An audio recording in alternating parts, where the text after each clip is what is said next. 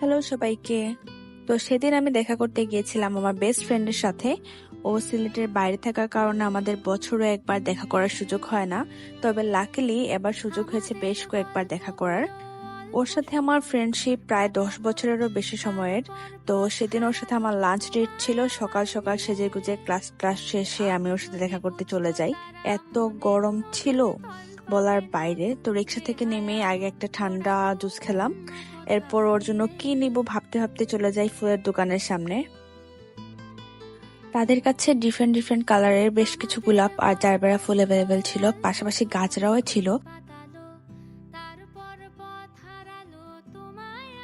তাদের এখানে বেশ কিছু ফ্লাওয়ার বুকে ছিল, কিন্তু একটা বুকে আমার পছন্দ হচ্ছিল না।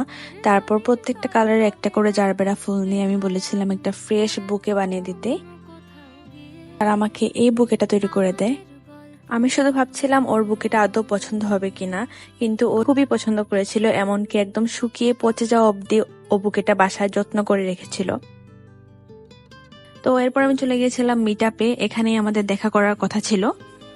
ওর আসার কথা ছিল 1:30টায়, কিন্তু আমি ওর আগেই চলে গিয়েছিলাম। ওর আসতে দেরি হয়, রেস্টুরেন্টের ইন্টেরিয়র ভিডিও নিচ্ছিলাম কিছু। নিচতলায় ওনাদের এই পেন্টিংটা ছিল, এই পেন্টিংটা আমার খুবই পছন্দ হয়েছে। আমি যে কতবার এই পেন্টিংটা ভিডিও নিয়েছি বলার বাইরে। যেহেতু আমি নিজেও পেন্টিং করতে পছন্দ করি, তাই কোথাও একটা পেন্টিং দেখার পরে আমার একটা আলাদা টান কাজ করে। মিটআপের ইন্টেরিয়র এমনিতেও খুবই সুন্দর, আমার খুবই ভালো লাগে, বিশেষ করে দোতলা থেকে রাস্তার এই ভিউটা। বৃষ্টির দিনগুলোতে এই ভিউটা আরো বেশি সুন্দর হয়। মহারানীর আস্তে আস্তে 2:30 বেজে গিয়েছিল। আমি অপেক্ষা করা জিনিসটা একদমই মেনে নিতে পারি না, কিন্তু কিভাবে যেন ওই দিন ভদ্র হয়ে গিয়েছিলাম। ওর জায়গায় অন্য যে কেউ হলে মিট আপ তখনই কুরুক্ষেত্র হয়ে যেত। এবার আসি খাবারে। আমরা স্টার্টারে নিয়েছিলাম হচ্ছে ফ্রাইড মাশরুম, এরপর আমার ফ্রেন্ড নিয়েছিল হচ্ছে মাশরুম স্যুপ। স্যুপটার টেস্ট ভালো ছিল, একটু মিষ্টি মিষ্টি ছিল। যেহেতু আমি রামেন নিয়েছিলাম, রামেন খুবই স্পাইসি ছিল, তো আমরা 1 চামচ করে রামেন খাচ্ছিলাম আর 1 চামচ করে আবার মাশরুম স্যুপ নিচ্ছিলাম। আমাদের সাথে ওরাও চিকেন স্টেক সাথে মেক্সিকান রাইস আর রামেন নিয়েছিল। তো ডেজার্টে আমরা নিয়েছিলাম এই চিজ কেকটা। এই চিজ কেকটা আমার খুবই পছন্দের। এখানে ওরা আমি চিন্তা করছিলাম যে কোন রিলসটা বানাবো। পুরোটা সময় আমরা অনেক অনেক আড্ডা দিয়েছিলাম। এতটা সময় কিভাবে কেটেছে বুঝতেও পারিনি, জানি না আর কবে দেখা হবে। ও আমার এমন একজন ফ্রেন্ড যার সাথে এক বসায় সারা বছরের গল্প জুড়ে দেওয়া যায়।